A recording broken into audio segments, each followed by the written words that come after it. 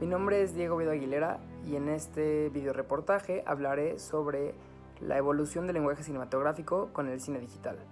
Para desarrollar este tema me planteé tres principales objetivos.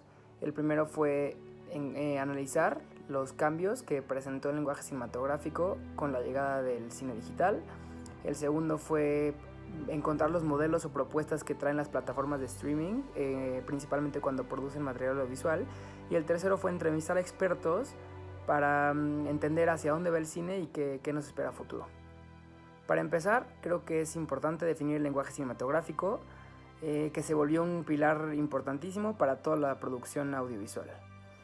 Juan Carlos Carrillo en 2015 lo define como el uso de distintos tipos de planos para centrar la atención en una determinada parte de la acción o para acentuar una determinada emoción.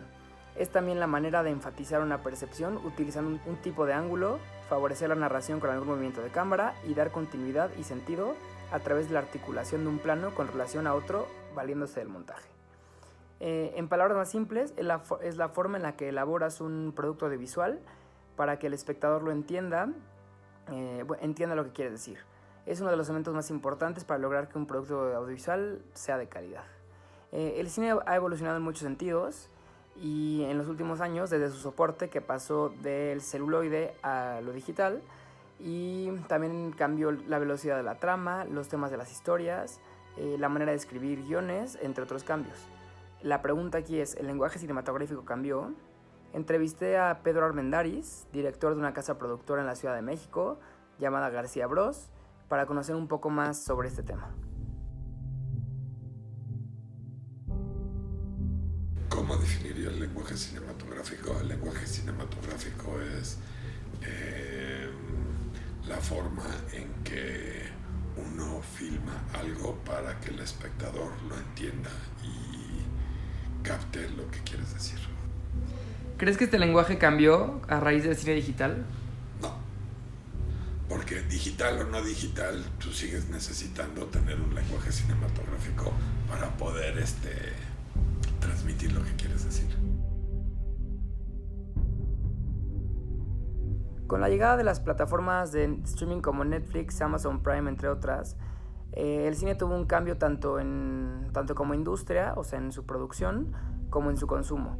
El streaming surge como una propuesta para el consumo más accesible de los usuarios al contenido audiovisual, como un nuevo medio de consumo de los contenidos existentes. Es decir, después de un tiempo, las películas pasaban de cartelera a las plataformas para verlas de manera digital.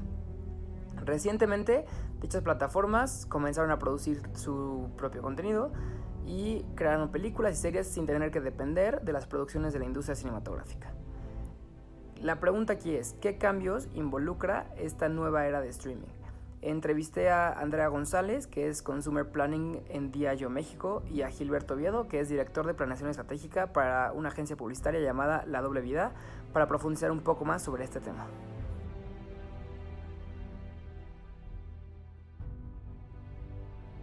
Bueno, hay dos respuestas. Uno es como qué cambió a nivel como contenidos y a nivel medios, que definitivamente creo que han revolucionado la forma en la que digamos, la industria del contenido está hoy desarrollándose, pero creo que la más importante es a nivel audiencias, donde definitivamente le da un poder tanto al creador de contenido, que diversificó muchísimo las formas en las que se puede crear contenido, en la que se puede consumir contenido, incluso la inmediatez del mismo, ¿no? También creo que tecnológicamente ha permitido que mucha gente que igual y no tiene una carrera en el medio pueda empezar a explorar, y eso hace también, creo que los contenidos traigan una propuesta diferente, disruptiva a lo que normalmente las televisoras o las productoras traían como propuesta. Y justamente cuando hablas de esas grandes industrias como Netflix o como Amazon Prime, empieza a ver que hay un cambio en justamente la elaboración de sus contenidos. O sea, ya se trabajan más a través de Big Data, ya saben lo que sí realmente está conectando con ciertos nichos o segmentos y generan contenido con base en eso, ¿no? Entonces es mucho más relevante para las audiencias. Es nada más una opción más para poder ver cine. Hay mucha gente que no tiene el tiempo para ir a asistir a un cine, que yo estoy totalmente en desacuerdo porque hay películas que se tienen que ver en pantalla grande. El ir a una sala a ver una película es parte de la experiencia de ver el cine.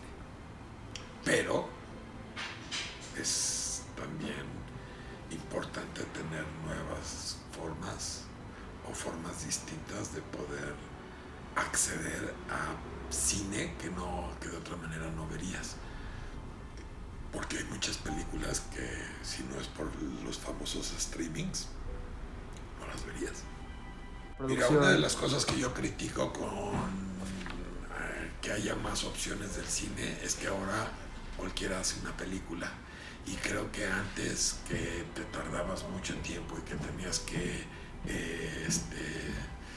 preparar tu película y comercializarla, exhibirla y todo eso, pues hacía que el cine tuviera más calidad. Ahora ya el cine se ha abaratado un poco justamente también por eso.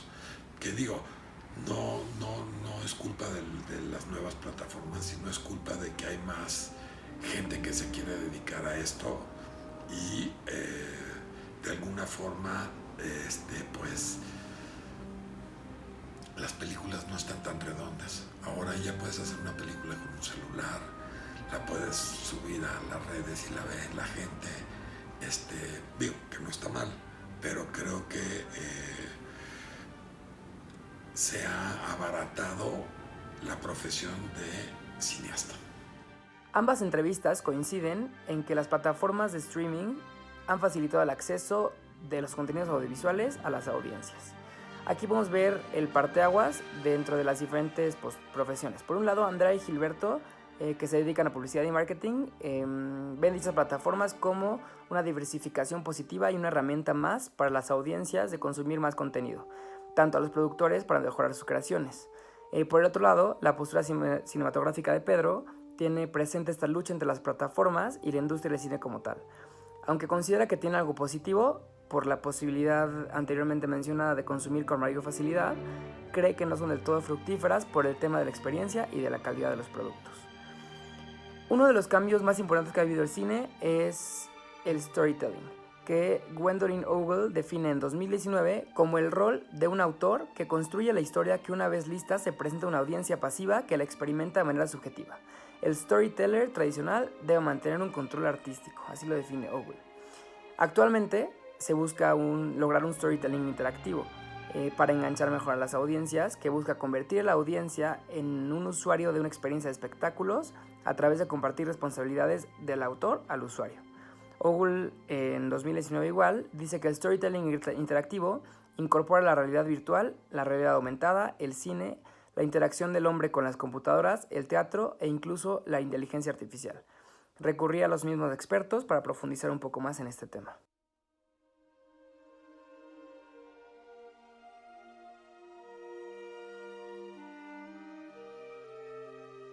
El storytelling para mí es la narrativa o el punto de vista a partir del que la narrativa se desprende. Al final, las palabras, o sea, cuando piensas en storytelling, no sé, en una novela, pues las palabras son tu medio. Pero poco a poco, entre más audiovisual se ha hecho el contenido y tenemos otros recursos como bien expresivos, como los emojis o los GIFs o los stickers, te permiten darle como un sello o un tono muy como particular, e incluso empieza a hacerse incluso como más local, ¿no? O sea, cada uno puede tener una forma distinta de impregnar o ponerle una huella a la historia, y creo que definitivamente eso es lo que ha traído como la visión digital e incluso también los gadgets, ¿no? O sea, un dron o una GoPro, o sea, en ningún momento habíamos pensado que podríamos crear ese tipo de contenido como valores de producción tan altos, ¿no? Entonces, pues creo que definitivamente ha hecho que haya mejores propuestas de storytelling en la tecnología. Claro, y para mí el storytelling cambia dependiendo de la plataforma en la que estés. O sea, hoy en día es para enganchar, por ejemplo, a una persona en Instagram o en YouTube, tienes que ser muy fuerte o muy impactante los primeros 3-5 segundos. Porque la gente consume hoy en día o hace muy rápido. Entonces, realmente el storytelling tiene que cambiar. O sea, el clímax tiene que llegar al principio para que tú te enganches y quieras ver el resto del contenido. No, antes normalmente te iban contando la historia y después ya llegaba el clímax, ¿no? Hoy en día, si no hay clímax al principio, pierdes al consumidor, pierdes a la persona, no la enganchas. Entonces creo que a través de, pues sí, las diferentes plataformas que existen, pues tienes que entender cómo la consume cada una de las personas para saber cómo vas a cambiar el storytelling en cada una de ellas. El juego es la relevancia. De aquí parte una de las herramientas que los cinematógrafos buscan hoy en día, la interacción entre la audiencia y la película. Para conocer qué tanta interacción hay entre la audiencia y el público, Unismed clasifica 4 formas narrativas en los medios audiovisuales. La primera es la contingencia, que esto se refiere a cuánto depende el tiempo y espacio de la historia del tiempo y espacio real. La representación narrativa, que es cómo se presenta la historia. La presencia, que significa el espectador comparte el tiempo y el espacio de la historia. Y la interactividad, que se pregunta si el espectador participa en el proceso de generación de la historia. Aquí es donde los nuevos cineastas se plantean la manera de involucrar al público en sus historias para tener mejor impacto y enganche, encontrando diferentes modelos interactivos en la manera en la que cuentan sus historias. Estos abarcan desde una historia lineal, una historia contada desde diversas perspectivas, una historia que comienza por el final y va de reversa hasta el principio, múltiples historias que al final están relacionadas, hasta historias que dejan el final abierto para que el espectador decida qué ocurre. Según Carolina Gainza Cortés y Wolfgang Bongers en 2018, en el cine digital actual existen 3 dimensiones principales que necesariamente refieren a un cine que involucra activamente a la audiencia. Estas son la interactividad, la hipertextualidad y la transmedialidad. Esto refiere a que más allá de interpretar las obras, busca que los espectadores exploren y afecten la historia materialmente, diferente de la interacción cognitiva que se da como un libro o con una obra, sino que aprovecha lo digital para que el espectador pueda intervenir y participar en la historia. Un ejemplo de dicha interacción es la instalación cinematográfica del director de cine mexicano Alejandro González Iñárritu, titulado Carne y Arena, que según estos mismos autores, Cortés y Bongers, representa quizás un tercer momento en los nuevos trabajos con los lenguajes digitales que inaugura la exploración de nuevos caminos en los cruces entre el cine y realidad virtual. Podemos ver que los productos audiovisuales comienzan a perfilarse un poco más hacia algo interactivo, y entonces para entender qué le espera al cine, primero quiero intentar abordar qué le espera a estas plataformas digitales.